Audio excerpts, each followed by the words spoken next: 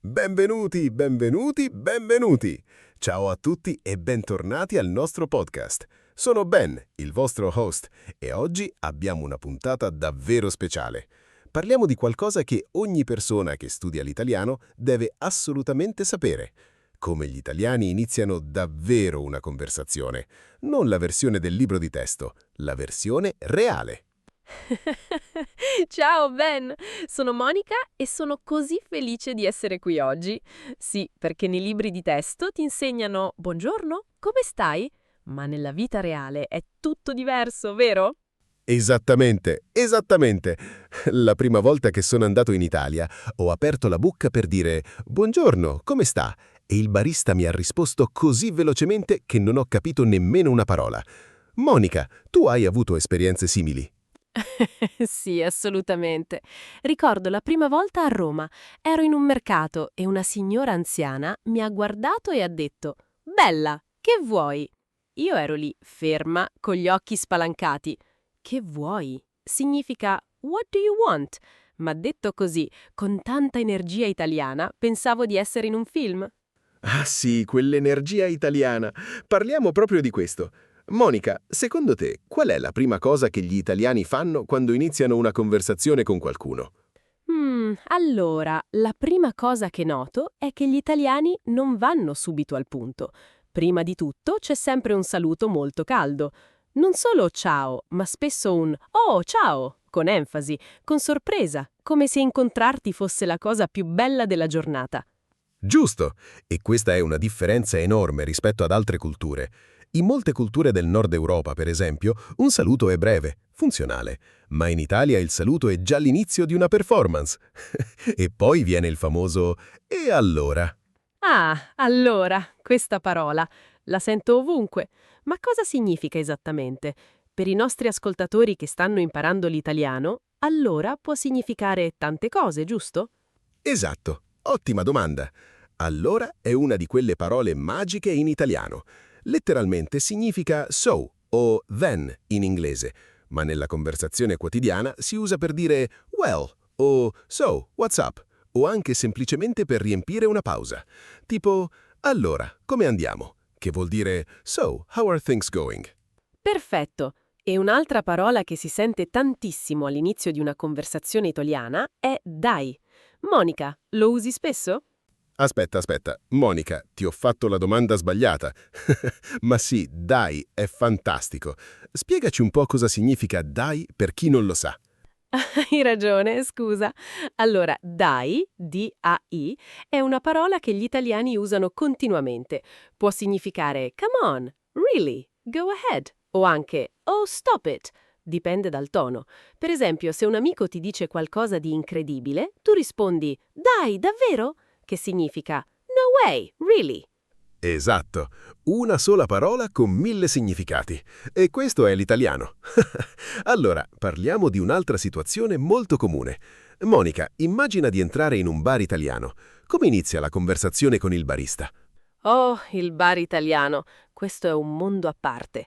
Allora, di solito entri e se il barista ti riconosce, perché gli italiani vanno sempre nello stesso bar, sai, lui ti guarda e dice subito «il solito?» che significa «the usual», senza nemmeno il buongiorno, direttamente al punto, ma in modo molto familiare e caloroso.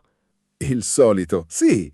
E se vai in un bar per la prima volta, spesso il barista ti guarda, magari aspetta un secondo e poi dice con un sorriso «Dimmi» oppure «Dimmi tutto», che letteralmente significa «Tell me», ma è il modo italiano per dire «What can I get you?» o «What do you need?» Esatto, e trovo questa cosa bellissima. Dimmi tutto, racconta tutto. È come se ti stessero invitando a condividere la tua vita anche se stai solo ordinando un caffè. C'è qualcosa di molto umano in questo. Assolutamente. E questo ci porta a un punto molto importante. In Italia anche una conversazione breve ha calore umano. Non è solo uno scambio di informazioni, è una connessione. E questo si vede anche nel linguaggio del corpo, vero Monica? Sì, sì, sì, il linguaggio del corpo italiano è famoso in tutto il mondo. Le mani, gli occhi, le espressioni facciali, tutto parla. Per esempio, quando un italiano vuole dire che vuoi o what do you want, con un po' di frustrazione o sorpresa, fa quel gesto con le dita unite verso l'alto. Lo conoscete? Ah sì, il gesto. Quello è forse il gesto italiano più famoso del mondo. È interessante. Spesso quel gesto accompagna l'inizio di una conversazione un po' tesa, tipo se qualcuno arriva in ritardo. Il tuo amico arriva tardi e tu lo guardi con quel gesto, come per dire «E allora? Dov'eri?» Esattamente. E parlando di ritardi, un'altra cosa che ho notato è che quando gli italiani si incontrano dopo un po' di tempo, la conversazione inizia sempre con qualcosa di enfatico. Non «Oh, ciao», ma «Oh, ma guarda chi si vede!», che significa «Oh, wow, look who it is!». È come una piccola celebrazione ogni volta. Ma guarda chi si vede! Questa è una delle mie preferite. E spesso è seguita da «È un sacco che non ci vediamo», che significa «It's been so long since we've seen each other», anche se vi siete visti la settimana scorsa. Gli italiani tendono ad amplificare tutto con entusiasmo. Ma Ben, ma tu quando hai capito che il tuo italiano stava migliorando davvero? C'è stato un momento specifico in cui hai sentito di parlare in modo più naturale? Sì, ricordo esattamente il momento. Ero a Napoli, in una pizzeria. Il cameriero era molto simpatico e stava scherzando con i clienti. A un certo punto ha detto qualcosa di divertente e io, senza pensarci, ho risposto «Dai, va là», ridendo. E lui si è girato verso di me con un'espressione di sorpresa e ha detto «Oh, ma parli italiano vero?» Quel momento è stato indimenticabile.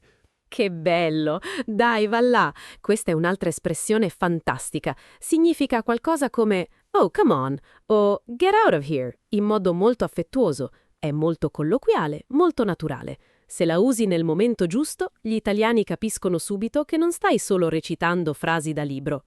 Esatto, e questo è il segreto, vero? Non si tratta solo di grammatica, si tratta di capire il ritmo, il tono, le emozioni dietro le parole.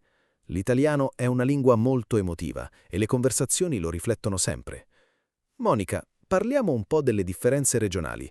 Iniziare una conversazione a Milano è diverso da farlo a Palermo? Oh, assolutamente sì. Questa è una domanda fantastica. In generale, al nord, tipo a Milano o Torino, le persone tendono ad essere un po' più formali all'inizio, più dirette. Un saluto può essere cordiale, ma più breve.